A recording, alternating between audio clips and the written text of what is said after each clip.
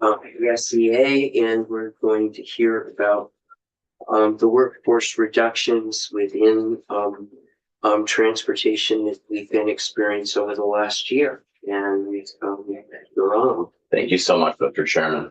For the record, Paul Mazelmore, I am the coordinator for external and political affairs with the Vermont State Employees Association. I'm here today with two of our members, James Moeller and Sophia Fenoff, and you'll hear from in a couple of minutes. But we just wanted to start by thanking you for having us in today to talk about this issue. You know, Mr. Chairman, you spoke very eloquently a few short weeks ago when the budget was on the floor about the impact that the chronic sort of underfunding and lack of proper revenue to the agency, the way in which that's having a really significant impact, not only now, but 10, 20, 30 years down the line. And as you alluded to when you introduced me just now, our goal today is to have some folks with you, folks who have seen directly the impacts of these reductions in force, to make clear how this will actually affect all of your different communities where folks are working around the state.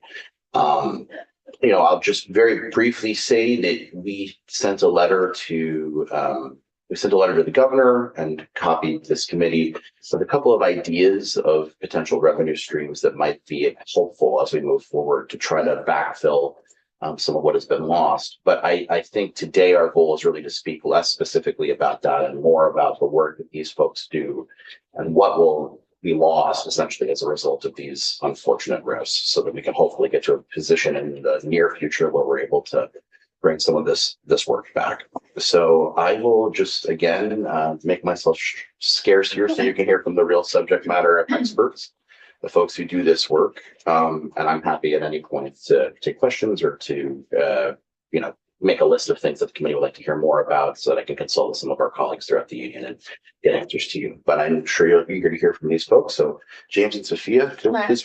Yeah, of course. Thank you, Mr. Chair. So I know I won't ask either of you these questions, so it would be nice to get what you're estimating is the final number of folks who were like laid off, what were positions versus not positions. I think we've gotten something like that from the agency, but there have been different numbers at different times. So yes, those kinds of details, if you're able to send to us. Of course, Senator. I will reach out after this committee hearing to my colleague, who I know you know, Adam Norton, our strategic analyst, and Adam will be able to I think help provide some of the nitty gritty of the way that the reductions have actually worked out. Yeah. And sending the survey to us related to the Department of Motor Vehicles was very helpful earlier in this year. So information like that, I also think is very well received. We're always standing by to try to help the committee and with So without further ado, unless there are any more questions, I'll introduce these two and ask you to come up. I can grab a chair here. There's two chairs. Or you can go one at a time. Yeah, we'll go. That's just fine.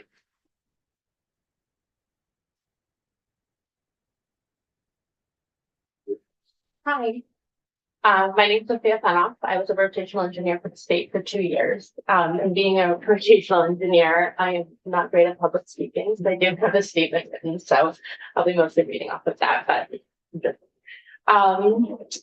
So during my time, I had the opportunity to work across multiple sections, learning, growing, and contributing to where I was needed. I was proud of the work I was doing and the path I was on within the agency. I truly saw a future there. In my role as a rotational engineer, I've supported the work that directly impacts Vermont transportation systems and the communities that rely on it every day. In environmental, I assisted with permitting and contributing to the design of animal crossings, helping balance the infrastructure needs with environmental protection. In roadway, I learned how to build models and worked on my first design, contributing to the development of safe and functional roads and systems. I also worked within environmental policy, supporting EV-related contracts that contributed to the state's long-term sustainability goals. In fact, geotechnical, I performed calculations for borings, worked in the field alongside drilling rigs, and participated in lab testing, gaining hands-on experience that directly informs the safety and reliability of infrastructure. In structures, I learned how to perform bridge calculations, create scoping reports, and develop engineer estimates, and completing quantity takeoffs. All of this was accomplished within just 2 years of my rotation. I still had so much more to learn and contribute in areas like construction, maintenance, right-of-way, and beyond. The rotation program was building not just my career, but a well-rounded engineer prepared to support the agency wherever it was needed. At the time of my layoff, I was on maternity leave after welcoming my daughter. Losing my position during that time was incredibly difficult, not just professionally, but personally. Along with my job, I also lost the health insurance at a moment where sustainability and support mattered most to my family. My role provided flexibility, including the ability to work from home, which made it possible for my career to care for my daughter while continuing to contribute meaningfully. In addition to the personal impact, I've struggled with understanding how the reduction in force process was applied to my situation. I was not provided clear information about whether my position was included on finalized reduction in force list, what criteria was used in determining which roles were eliminated, and how each decision was made. I was also not offered any reassignment opportunities, nor was I given information about potential bumping rates or placement on a reemployment list. As someone who is actively contributing to building a future within the agency, this lack of clarity and support has been difficult to navigate. As a result, I am now facing decisions I never expected to make, including potentially relocating back to New York so I can rely on family for childcare in order to return for work. This is not something I take lightly, as I have built both my career and my life here. I am sharing my experience because this is not just about one position being eliminated. It's about what is lost when roles like this are no longer supported. Positions like mine help ensure continuity across teams, support critical infrastructure work, and develop engineers who understand the full scope of Vermont transportation. I want to stay. I was building my career here, and with the right support and funding, I still would stay. Well, Question. I would have to say that infuriates me that you were let go while you were on maternity leave. That it makes me I'm very disappointed to find out that information, and I'm extremely sorry that that happened to you. Especially because one of the things that I've heard AOT talk extensively about is supporting women in those positions and new mothers. So that really irks me. So I appreciate you taking the time to so calmly express how that impacted you, and I'm sorry that happened. I think what we can do most at this time is talk through how the communication was when you were let go, because it also wasn't clear to us. I would say, like, I don't know how we prevent that in the future, but that's certainly something that I hope we can have conversations about, because that's, at the very least, we're going to be experiencing that based on the lack of revenue that we have, and to not have a plan in place where folks are able to be moved when we have so many vacancies in AOT. That doesn't make sense to me. So I think that's one point I'd like to lift up. So time period is when you were let go, was it last summer or is it this most recent round? It was this most recent round. So I had my daughter in August, and then 2 months into my term maternity leave, I got a call that I was a month before I was returning back to work. Like in October. Yeah, October. I was supposed to start November. Yeah, the timing, that's really awful. It was to have it, and I thought there were rules about that. So, and I'm really impressed with the work that you did, and it's that rotational system sounds like a really good system. Because you learned. Many of the chief engineers that we have at the agency have started a rotation program. So like the fact, because they just get so much experience from everything, and they wind up working their way up and becoming the top people at the agency. Yeah, I mean, it makes sense. So and this question you don't need to answer if you don't want to, but were your evaluations positive? Yes. Okay, so so the way I understood it is because when I took the rotation job, it was limited, it was listed as a limited service position. Yeah. right, and That's why I would look at it, because it was the limited service is how they.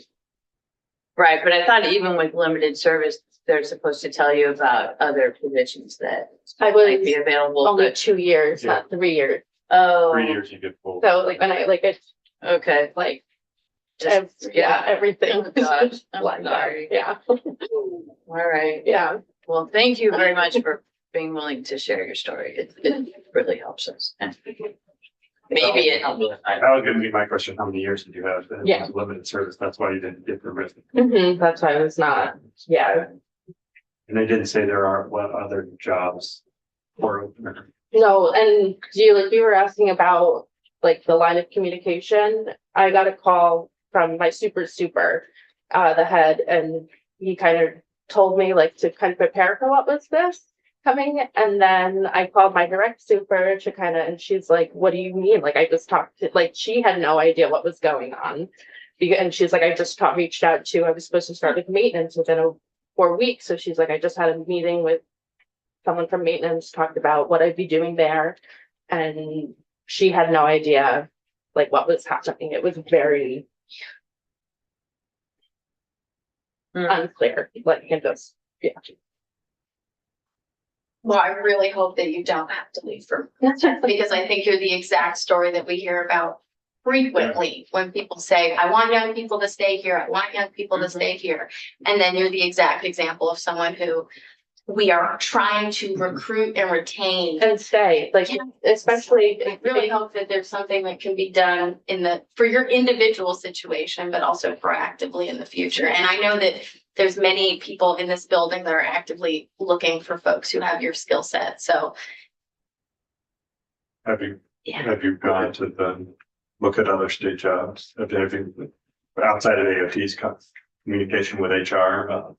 I have not. So I have family in New York, so I've been applying to jobs down there mostly, just because Sure. now, like with trying to go back to the in-person, like it's a very in-person position, like engineering, and that's what was great with the state is that you did have that flexibility. I was going in 1 to 2 days a week, and then even with the MLA, I was actually able to supplement my hours, so I would go back to work part-time for like 20 hours a week, supplement it and kind of ease back in and try like until she was about a year old.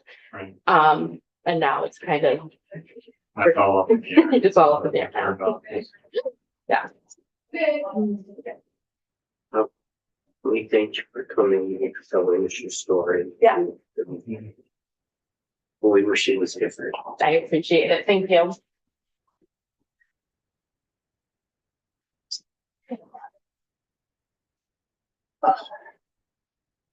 Sanish. Good morning.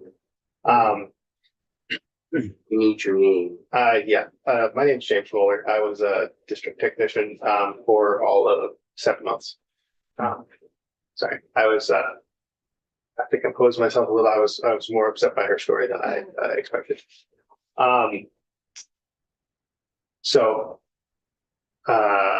the beginning of September, I moved up here with my wife, from Florida, with the intention to, obviously start working in this job for, at least a couple of years. I had selected the state job, obviously, for the security of the position. And when I arrived in District 4, I found that my supervisor, the project manager for that district, was going to be leaving at the end of December. So my onboarding process was pretty rapid, I would say. And I was given a lot of responsibilities and the other tech was, maybe not able to do because he was more specialized in actually getting projects completed and doing more of the engineering side of things, cost estimating side of things. And we were ramping up on helping to take over and be prepared for a situation where we didn't have a project manager. After he left in December, we went about doing all of the winter snow and ice maintenance alongside trying to get all of our projects online before the end of the fiscal year. I think we had 6 different federally funded projects we were looking to get out the door, and I think we wound up being able to move 3 of those over into construction responsibility. And then there were 3 more that he and I somehow were able to get done, or at least out to bid within the time frame. The thing that I think I most want to talk about today is the amount of work that's going to be put on the remaining tech in District 4 and the way that's going to impact the services that we can provide to the 26 towns that we cover, as well as just generally the public of Vermont. When I came on, the immediate thought was that there is work that we either need to catch up on or we can't get ahead without getting them, which is why it was sort of given to me as, ways to acclimate the situation. And those were, some of the most important of those were access permits for, regular public citizens trying to put in driveways, new commercial ventures, all that stuff. Anytime you need access to the highway, gotta get a permit through us. And then the other thing that I was doing was for the towns, I was doing final closeout inspections for FEMA projects. So in order to get reimbursed for the money that they spend, they need to have these final inspections done to verify that all of the project was done correctly. So those two things I know, they can get caught up on getting through the day to day because we address emails. We're obviously supporting our 6 or 7 garages throughout the day as those reports come in, get things from above with ETAs, trying to do projects. In the summertime, we're going to be going over and watching all of our projects. We've got 3 different ones, like I said, that are still going to be under our umbrella, 1 tech. So that's going to be very difficult. And then a lot of, obviously I was only there for 7 months, but I, talked a lot with my coworkers and a lot of things they said that they used to do, like specifically with the towns looking for their grants for the upcoming year. So that is already a big undertaking. I'm glad I was there for that because you have to go and you have to reach out, you have to meet with each of the towns. And, that's a lot of driving alone. That's a lot of stuff. And there's a lot of paperwork on top of it. But one of the ways that we would assist the towns by coworker responding, because we wouldn't be able to do it this year, is if they have to help reduce their engineering costs. There's something simple, like we can go out and survey an area for them. That's something that we used to do. But now when we were down to 2 people, that couldn't get done. And now that we're down to just 1 technician for what I understand to be one of our larger districts, there's just going to be a lot of stuff that's going to fall by the wayside because it's not as high priority as getting a state highway repaired, and we have to have someone on site to do our daily site inspections.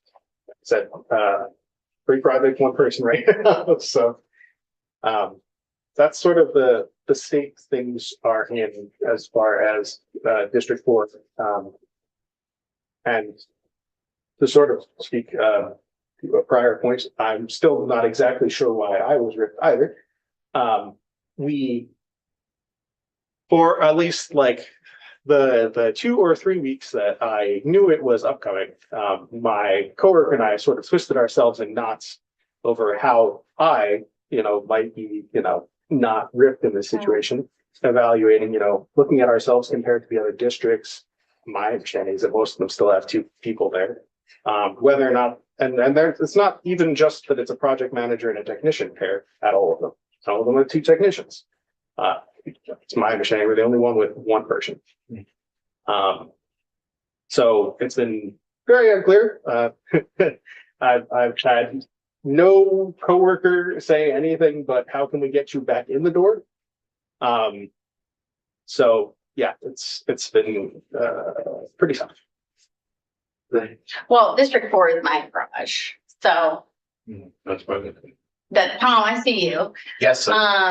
That is extremely frustrating, especially since I think if your story in particular, especially when you're laid off and it's not merit based, that is like mentally extremely difficult because there is work that you're leaving behind that you're seeing. And I really commend you for being willing to share that specific thing because I have heard from our municipalities in District 4 that they have needed support. They felt support being withdrawn over the last few years. And it's disappointing to hear that that's a continued thing that we're going to be seeing and that people will experience because especially with District 4, it's a very geographically large area and there's a lot of small towns with 1 or 2 people in DPW with a road foreman, so having that connection is extremely important. And as we consider like development and our growing White River Junction area, I can only imagine how many permits were being processed, which is a positive, but now you're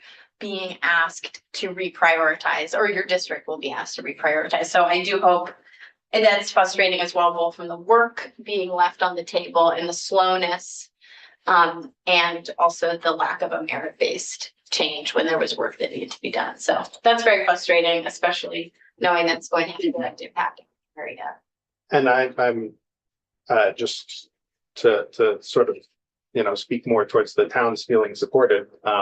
The project manager for that area, he's very well connected. He's been there a very long time for his mom. And it meant a lot to the towns that, when they could call in and he would pick up and they knew that he would work for them, with them. And, you can't replace that. And when I went in, as someone who, had only been there for 6 months and I don't have the depth of knowledge that he does. Obviously I'm all for keeping the other people on. But the technician who's been there longer than me did not have the time and resources to be the person that they're contacting. Yeah. Like it had to be me to get the job filled. And just if we, had a little more resources to work these things around so that, maybe he's the first person they contact and then I talk to them. But yeah, it's just, there's a lot of workload and, well, now the responsibility is not shared at all. Yeah. And So you got through your 6 month Yes. probation. So Right after that, yeah, were you a limited service person? no. I did my first, interview on Monday, actually. Okay, with Um, another position. with another State, position. And already at AOT. No, not with an AOT. Just fine. I put.